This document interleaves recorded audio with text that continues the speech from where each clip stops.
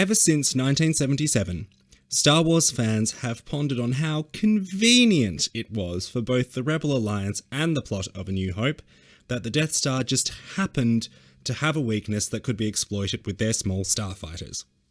That is, until December 2016, when Rogue One hit the world's cinemas. That film certainly tugged at my heartstrings. All of a sudden, it was no longer the case that the big baddie space station could conveniently be blown up by a heroic novice freedom fighter in a tiny ship. Now, the monstrous death machine built by a tyrannical government had a fatal flaw deliberately built into it because a father loved his daughter. This caused me to realise something. The driving force of Star Wars is the love between parents and children. As I see it, this kind of love, or indeed the lack of it, is the ultimate reason for why anything happens in the whole saga. Well, that and Darth Sidious manipulating practically everything behind the scenes, but that's a whole other video. Anyway, this realization has changed the way I watch Star Wars forever, and in this video I'll be unpacking my thoughts on the subject in regards to the plot of the main saga, as well as other examples of how this kind of love was at the core of some other lesser known events that nevertheless also had galactic repercussions.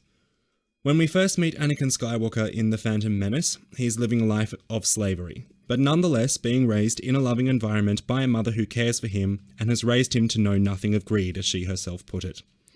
As she also says, he deserves better than a slave's life, but when the opportunity to break free of that life comes along in the form of Qui-Gon Jinn recognizing his force sensitivity and enormous potential, it comes at the cost of separation from his mother and the loving environment he's used to. In Qui-Gon, he kind of gains something that he's never had before, a father figure, but it's only a small compensation and unfortunately one that is also soon to be taken away from him. The loss of Qui-Gon and the fear of never seeing his mother again makes Anakin easy prey for Darth Sidious in his guise as Supreme Chancellor Palpatine, who begins slowly grooming the boy to become his future Sith apprentice.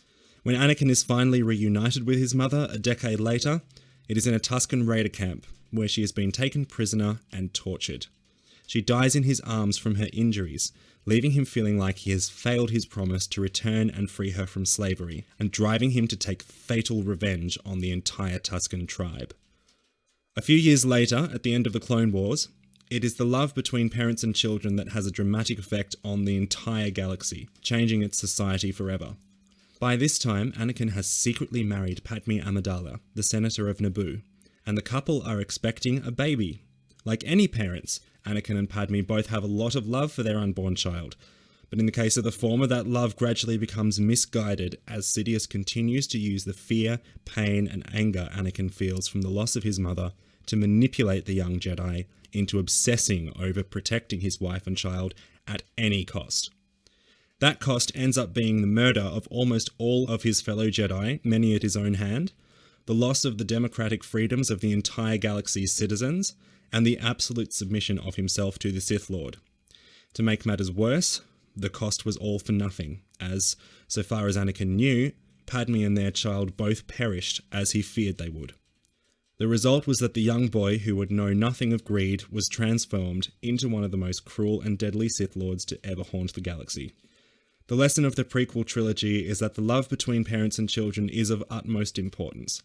If someone is removed from that love, or that love is misguided, it will most likely screw up that someone, and if both these things occur, there will be diabolical consequences.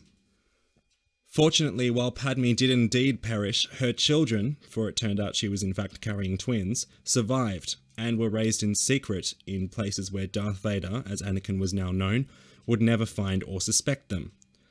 And for almost 20 years they did indeed elude his grasp until the boy, Luke, drew attention to himself by destroying the Death Star. Vader wanted to know who the young pilot was, and when he eventually discovered that his name was Skywalker, he knew that Padme had indeed given birth after all, and he became reconsumed with lust for the power he could attain with his son by his side. Again, the result of his parental love having been so twisted by Sidious. When Vader revealed the true nature of their relationship to Luke, it was a great shock to the latter, but eventually, as Luke learned more and more about who his father used to be, his love for him grew, and he was determined that Anakin Skywalker could be redeemed. This proved to be true, as not even the subtle, potent, and genius machinations of Sidious, nor all the power of the dark side of the Force that he could muster, were a match for the love that a father had for his son. Because he realized that he had this kind of love inside him all along, Anakin was able to break free from Sidious's mastery and defeat the Sith Lord once and for all. Or so we thought, until the trailer for The Rise of Skywalker dropped earlier this year. Nevertheless, Anakin was indeed redeemed by the love he and Luke found for each other in the end. Despite this, Luke was ultimately unable to prevent history from repeating itself when his nephew and apprentice Ben Solo was manipulated by Supreme Leader Snoke into turning from the light side and following in the footsteps of his grandfather. Throughout The Force Awakens and The Last Jedi, however, we see that the love his parents have for Ben prevents him from committing to the darkness as fully as Anakin did. Elsewhere in the sequel trilogy, we can see that the driving force behind practically everything Rey does is a desire to be reunited with her parents and to know who they are and therefore where she comes from. Where these two are heading and how their daddy and mummy issues will be resolved, only Lucasfilm employees know as of the time I record this, so we shall have to wait and see where that leads. Meanwhile, there are a few other examples of when actions inspired by parental love had galaxy-wide consequences, which I'll also briefly discuss. Firstly, I'll quickly talk about Galen and Jyn Erso, who originally gave me this idea. It's Galen's hologram message that brings Jyn around from being apathetic about the Imperial Rebellion conflict to wanting to be a part of it. One could say he hedged all his bets on the love he and Jyn had for each other. Sure, from his frequent mentions of his pet name for her, Stardust, a clever rebel might have figured out that that was also the codename of the Death Star project, but he knew that only Jyn would be guaranteed to figure that out immediately, and I think having been reunited with her right at the end of his life, and knowing that she had seen the message, would have given him hope as he died. I recently read the Aftermath trilogy, and the love between Nora and Brenton Wexley and their son Temmin is key to many aspects of the plot of that story. Part of the second book tells of the liberation of Kashyyyk from the Empire, and how even the close bond that the Wookiee Chewbacca had formed with Han Solo over their years of working together was not enough to keep him from spending a couple of decades of peaceful retirement with his family, with whom he was reunited during the Empire's defeat.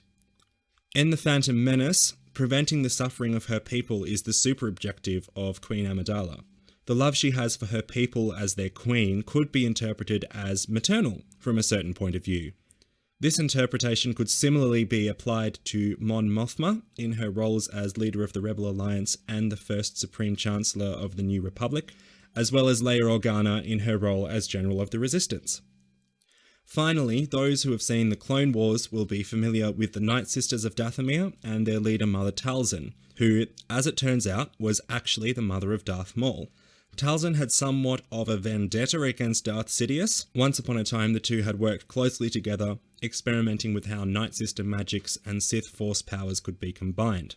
He had even promised her that she could be his apprentice, but instead he kidnapped Maul, then only a child, and took the young Dathomirian as his acolyte instead, leaving Talzin both angry at being apparently deemed unworthy for apprenticeship and furious at the kidnapping of her son. Years later, during the Clone Wars, Maul was used as bait by Sidious to trap and destroy Mother Talzin, as she had grown extremely powerful by that time.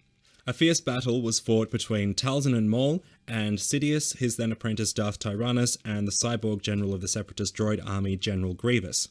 Maul unwillingly escaped the battle by the skin of his teeth because Talzin, despite his protests to the contrary, would not consume his power for herself, making her strong enough to defeat both Sith Lords and their cyborg underling. Instead, she sacrificed herself to allow her son to escape. Reading about this fact really struck a chord with me.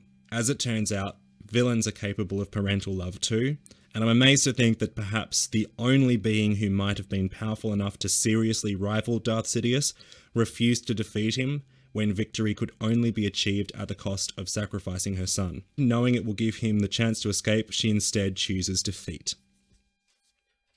Over the next 6 months, I'm going to be posting videos in which I give commentary on each of the Star Wars films from The Phantom Menace all the way to The Last Jedi, in preparation for The Rise of Skywalker being released in December. In all of those, I'll be referring back to this video and forming my discussions from this perspective of the entire saga being built around the love between parents and children. Meanwhile, let me know in the comments what your favourite moment in the Star Wars saga is that demonstrates love between family members. If you enjoyed this video, leave it a like, subscribe to the channel, and share it with all your friends. Thanks for watching, may the Force be with you, and I look forward to nerding out with you in my next video.